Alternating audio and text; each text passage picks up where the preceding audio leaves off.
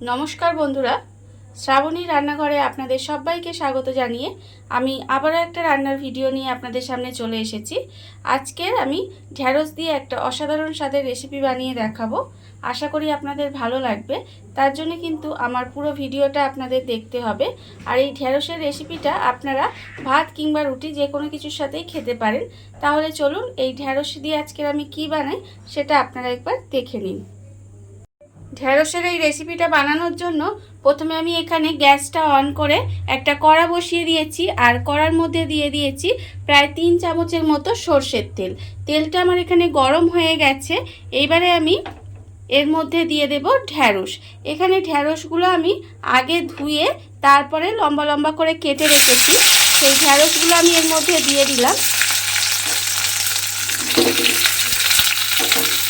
এইবারে আমি এর মধ্যে দিয়ে দেব অল্প সামান্য একটু নুন দিয়ে এবারে ঢ্যাঁড়সগুলো প্রথমে খুব ভালো করে একটু লাল করে ভেজে নিতে হবে।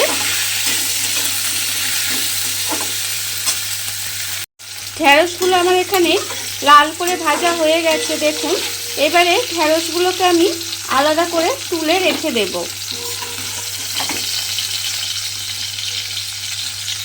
ঢ্যাঁড়সগুলো আমি এখানে আলাদা করে তুলে রেখে দিয়েছি। এইবার আমি ওই তেলের মধ্যে প্রথমে দিয়ে দেব পেঁয়াজ বাটা। এখানে আমি একটা মাঝারি সাইজের পেঁয়াজ কেটে রেখেছি, সেই পেঁয়াজ বাটাটা আমি এর মধ্যে দিয়ে দিলাম। দিয়ে পেঁয়াজ বাটাটা একটু ভাজা ভাজা মতো করে নেব, যাতে পেঁয়াজের যে একটা কাঁচা গন্ধ আছে সেটা চলে যায়। পেঁয়াজ বাটাটা দিয়ে আমি একটু ভাজা ভাজা মতো করে নিয়েছি। এইবারে আমি এর মধ্যে দিয়ে দেব টমেটো বাটা। এখানে আমি একটা মাঝারি সাইজের টমেটো বেটে রেখেছি, সেই টমেটো বাটাটাও আমি এর মধ্যে দিয়ে দিলাম। দিয়ে এবারে খুব ভালোভাবে একটু কষিয়ে নেব।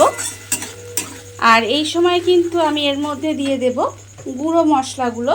এখানে আমি রেখেছি, দেখুন, হাফ চামচ হলুদের গুঁড়ো, হাফ চামচ লঙ্কার গুঁড়ো, হাফ চামচ জিরের গুঁড়ো, হাফ চামচ ধনের গুঁড়ো, আর স্বাদ অনুযায়ী অল্প সামান্য একটু চিনি।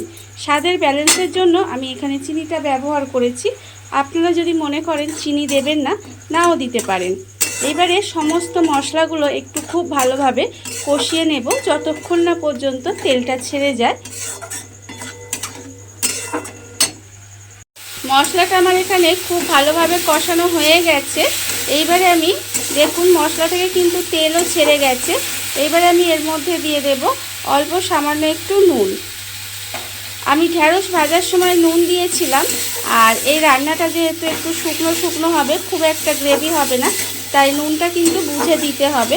আমি নুনটা দিয়ে আবারও মশলাটা একটু কষিয়ে নিয়েছি। এইবার আমি এর মধ্যে দিয়ে দেব ঢ্যাঁড়সগুলো। যে ঢ্যাঁড়সগুলো আমি এখানে ভেজে রেখেছিলাম, সেই ভাজা ঢ্যাঁড়সগুলো আমি এর মধ্যে দিয়ে দিলাম। দিয়ে এবার মশলার সঙ্গে ঢ্যাঁড়সটা একটু ভালোভাবে কষিয়ে নিতে হবে।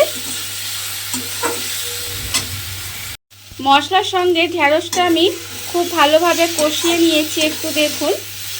এইবারে আমি এর মধ্যে দিয়ে দেব খুব সামান্য একটু জল। খুব বেশি কিন্তু জল দেব না, যেহেতু গুঁড়ো মশলা দেওয়া আছে, তাই খুব অল্প সামান্য এক ছিটে ফোঁটা জল দিলাম। দিয়ে এবারে একটু ঢাকা দিয়ে গ্যাসটা কমিয়ে এইভাবে একটু রান্না হতে দেব।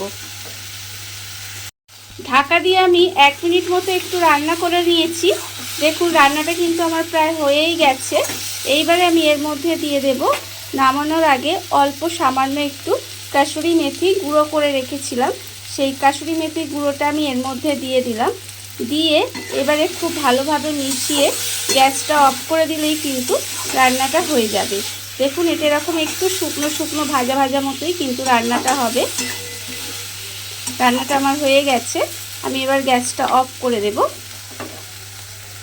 দেখুন বন্ধুরা, বাড়িতে থাকা কত অল্প উপকরণ দিয়ে কত অল্প সময় কত সুন্দর কিন্তু একটা ঢ্যাঁড়সের রেসিপি তৈরি হয়ে গেছে, যেটা কিন্তু খেতে ভীষণ ভীষণ ভালো হয়।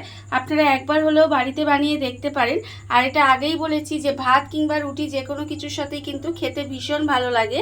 আর এই ভিডিওটা যদি আপনাদের ভালো লেগে থাকে, আপনারা যদি ফেসবুক থেকে দেখে থাকেন, পেজটি ফলো করে দেওয়ার অনুরোধ রইল। আর যদি ইউটিউব থেকে দেখে থাকেন, চ্যানেলটি সাবস্ক্রাইব করে নেওয়ার অনুরোধ রইল। তাহলে চলুন, ভিডিওটা আমি এখানেই শেষ করছি। আপনারা সবাই ভালো থাকবেন, সুস্থ থাকবেন। থাকবেন। আবারও হাজির হব নতুন কোনো রান্না নিয়ে।